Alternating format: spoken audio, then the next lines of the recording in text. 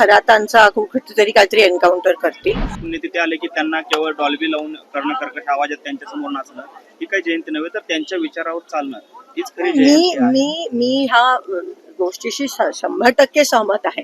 आणि माझ्याकडे पण जेव्हा लोक वर्गणी मागायला येतात, आपल्याला माहिती आहे आमदार खासदारांकडे येतात, मी सांगते मी वर्गणी देणार नाही, वस्तू स्वरूपात काही पाहिजे, मग वह्या पुस्तकं असतील, वाचनालयासाठी काही असेल तर नक्की मी देईन. पण फक्त जयंती निमित्त एकंदरीत तुम्हाला त्यापुरती जे करायचंय ते करा, पण वर्षभर मग त्यांचा विसर नाही पडायला पाहिजे. वर्षभर त्यांचे विचार कसे अंमलात आणायला पाहिजेत. आणि आता खरं तर या देशाला वाचवण्याचं, संविधान वाचवण्याचं, ज्यांनी जातपात धर्म नष्ट करण्याचं त्या ठिकाणी वचन घेतलं, आज तीच लोक जर ह्या चौकटीत अडकून सत्ताधाऱ्यांना मदत करत असतील तर आपल्याला त्या ठिकाणी आत्मपरीक्षण करण्याची गरज आहे. ताई, सामाजिक कार्यकर्ते अंजली दमानिया यांनी नाशिकचे आयजी जे आहेत दत्ता कराळे यांचा व्हिडिओ ट्विट केलेला आहे, जो की खरात बाबा स्वरूपात आहे.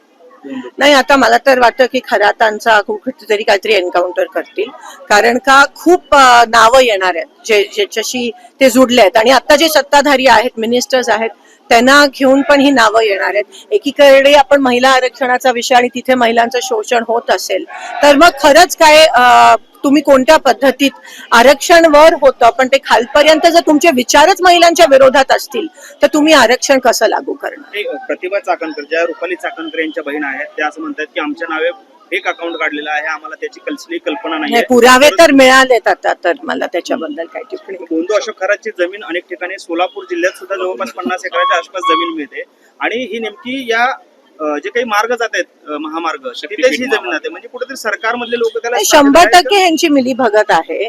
आणि अजूनही मला असं वाटतं काही त्यांना पुरावे बाहेर येणार आहेत, पण मी तुम्हाला सांगते त्याआधी त्यांचं काहीतरी हेच लोक करवतील अशी मी शंका व्यक्त करते.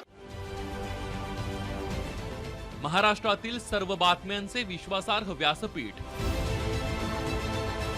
सकाळच्या सर्व सोशल मीडिया प्लॅटफॉर्मला लाईक, फॉलो आणि सबस्क्राईब करा. तसंच सर्व नोटिफिकेशनसाठी बेल आयकॉन प्रेस करायला विसरू नका.